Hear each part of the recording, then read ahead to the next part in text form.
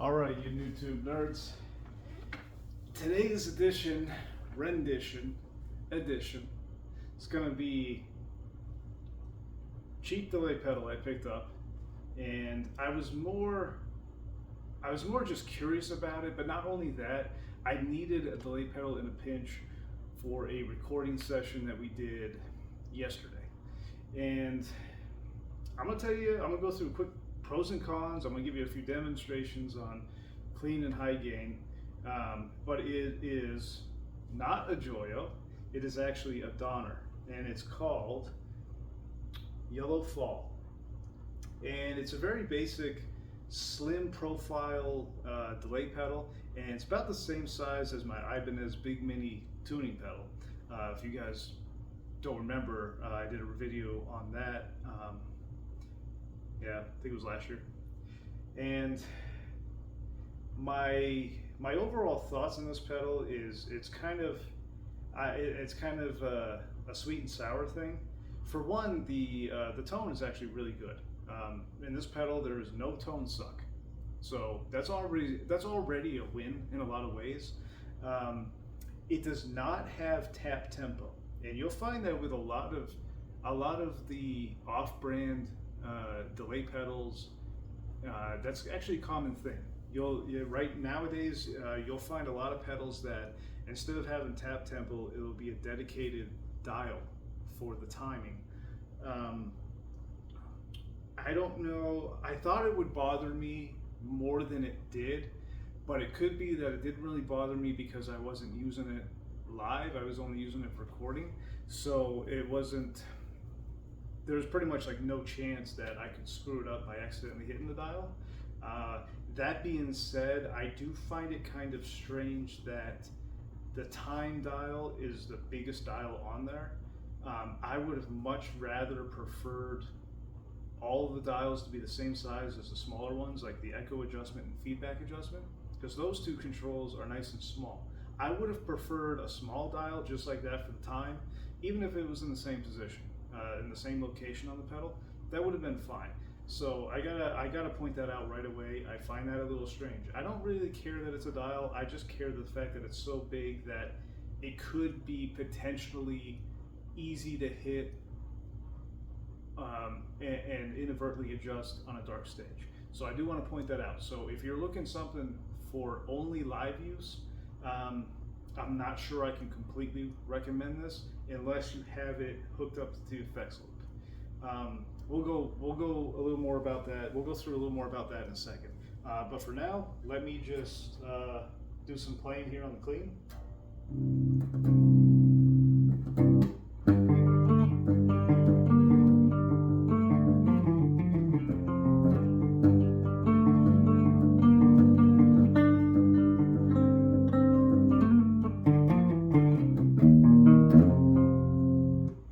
I don't know if that's really loud enough. Yeah, just in case. All right, so right now, the picture that was in the thumbnail for the video is the same way I have the settings. All right, so I have the time set at, I can't give you a number, but I have it exactly at 9 o'clock. All right, so in terms of what would that be in milliseconds, I can't tell you, but maybe you can hear it. The echo and feedback straight at noon. All right, so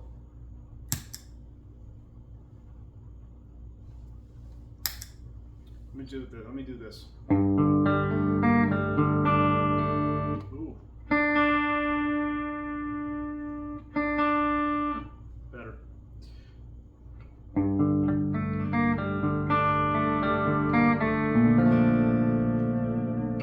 All right, so that's with it off. Let's shoot it on. Same. Using the bridge pickup in drop C.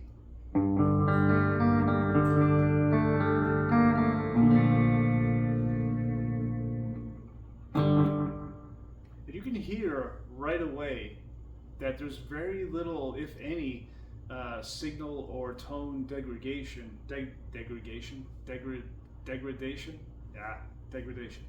Very little.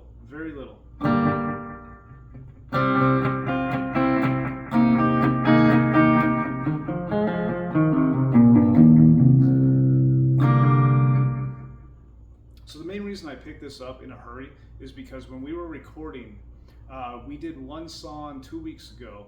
Oh, I'm sorry, one song? Might have been two songs. We did two songs 2 weeks ago using my Blackstar amp. You guys remember that? The little Blackstar TVP 212 combo? I was using that for recording. And I wanted to hear if I could hear any real difference between using that for recording as opposed to using an all high gain tube amp. MT15 was the one that I used yesterday for one of the songs that we recorded, and of course, because that doesn't have effects, I wanted to get that effect of at least having delay in at least a couple of clean parts in the song that we recorded. For you guys that don't know, I am the sole guitarist for a band called Fuel Heavy. We're local Las Vegas, and we're in the process of actually recording an album. And this is all done on our own. No album, no record deals, none of that crap. And everything we're doing is pretty much in-house. So anyway, that was the reason why I needed to pick it up in a hurry, because I didn't have the effects from the Blackstar, and I didn't feel like trying to slave the amp at all. So anyway, enough of that ranting. Pedal's still on.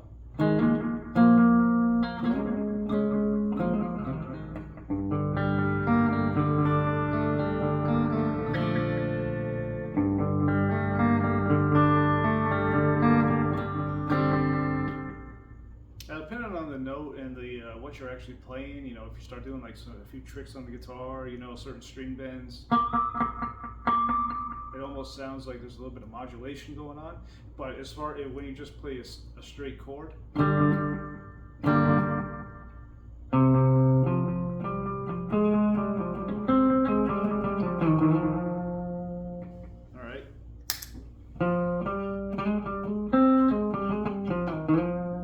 pretty much sounds the same. Very little difference.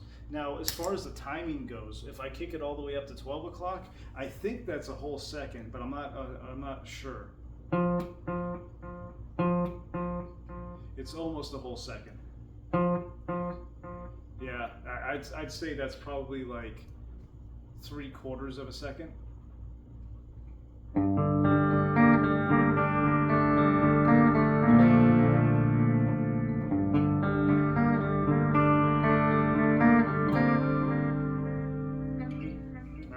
So I prefer it kind of halfway between 9 and 12, almost like if you were to call it like 10:30, right?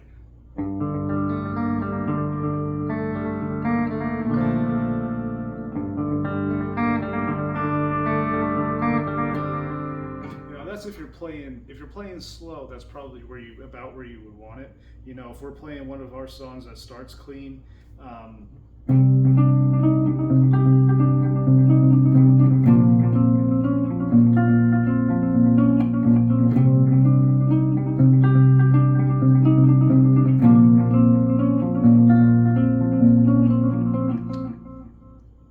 wouldn't want it any more than that. In fact, I'd probably tap it. I'd probably dial it back just a little bit. So let's go back to the 9 o'clock position, and I'm going to put the echo all the way up. That may not be a wise choice. Same as the first.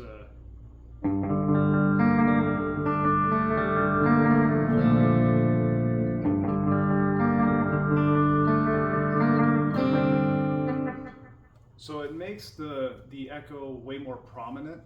Almost like it's not really a volume adjustment. It just kind of it sounds louder only because you're kind of levelly matching the same notes, but it's not the same thing as an actual level control. I know it sounds kind of confusing.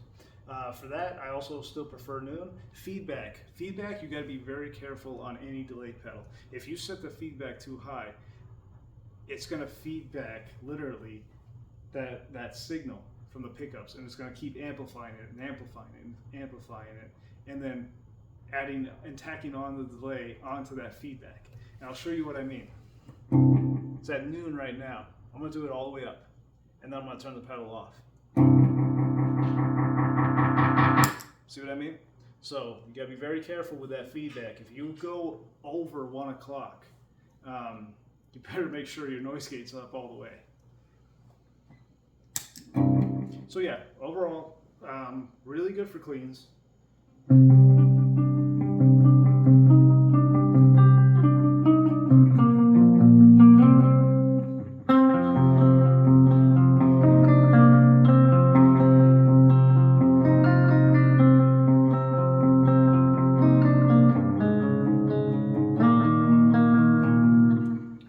So I'm going to keep the same exact setting here. I'm going to go to the high gain channel with my boost on. No drive, just volume and tone on the boost.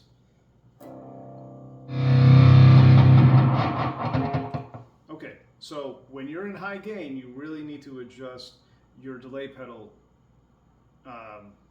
You really need to lower all the settings.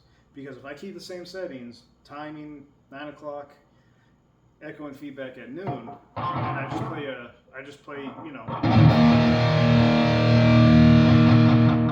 it's a little too much.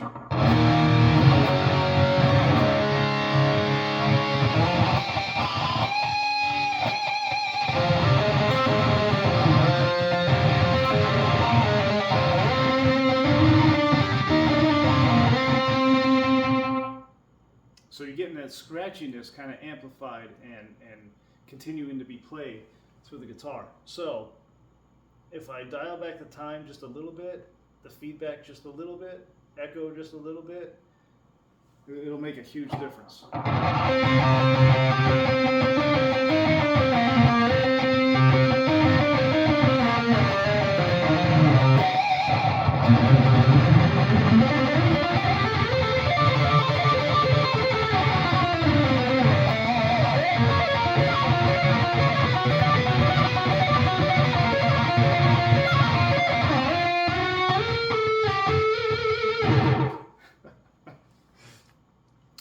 So one thing I want to point out is that you normally don't use a delay pedal for high-speed lead work or even high-speed riffing, right? Delay is more for the controlled, methodic leads or clean playing. So, you know, if you're going to be doing high leads, you could dial everything back down, you know, so like the timing, put the echo and feedback at around 9 o'clock. We'll start with the timing all the way down. I'm not sure what that is. All right, so you still get to add a little bit of time, so just a bump. Right? So it's almost like a legitimate echo as opposed to a delay. Similar, it's like halfway between delay and reverb.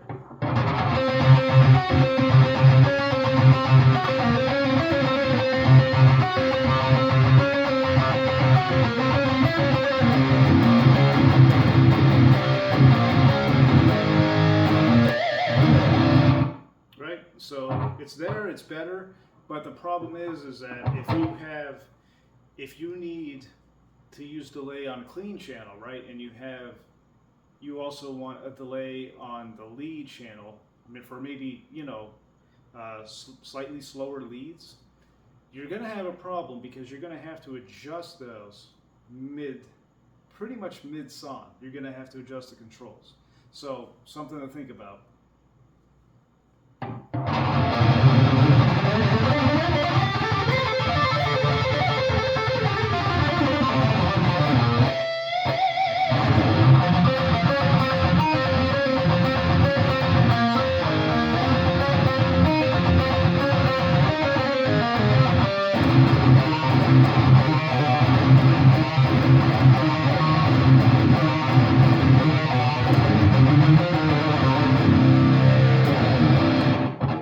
So anyway, something to think about. Like I said, I personally only bought this for mainly for cleans. There are some pedals that you can get that will have dual functions, right? You'll see some pedals that have delay looper, or you'll have delay and reverb. Delay and reverb are fine. Delay and looper not so much, because that makes it very confusing. When it tries to do too many things in one pedal, you're basically talking about a multi-effects unit, which is not something that really I recommend. So the last thing I want to talk about, though, The last thing I want to talk about is placement of the pedal. The reason I have this, I actually have this on my pedal board right now, only because I wanted it that way to do the review, all right? And the reason why is because I know a lot of people, they don't have a foot switchable effects loop, right? And even amps that have effects loops, if you're running a delay through the effects loop, which is what you're technically supposed to do, you're going to get a way cleaner sound. It's going to sound more studio quality, even live. But without being a foot switchable effects loop, like my EVH Stealth is, you're very limited if you use it in the effects loop. That means you've got to go over to your amp and physically hit the button with your hand or your guitar or whatever, or have someone do it for you to turn it on or off, or both. So that's the reason why I have it on my pedal board. Now, as far as pedal board placement, what I have currently is not really how I have it set up right now on my pedal board. I wouldn't use live, because to tell you what I mean is I have the tuner, all right, so guitar, tuner, wah pedal, boost, overdrive boost, delay, and then noise gate, okay? Now the good thing about having it before the noise gate is the noise gate's going to cut off any excessive feedback most of the time if you have it set high enough. But typically, if you're going to have, let me make sure I say this the right way. If you're going to have a delay pedal, it's always best to have it after your tuner, because your tuner is always going to be number one. It should always be the first thing that you have set up on your pedal board, right? So guitar into the tuner every time, no exception, ever. But you should always have effects pedals, such as boost and wah pedal, after the delay, typically. And the reason for that is because, well, actually, instead of just telling you, why don't I show you? So I have the wah pedal before the delay right now. All right, so I'm gonna turn it back on, right?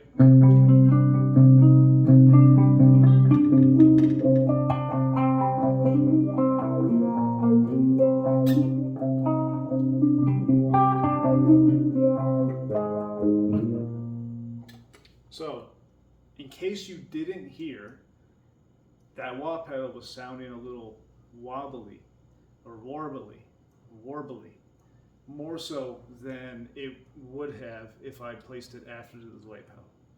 It's that simple. It's that simple. So anyway, overall, do I recommend this delay pedal?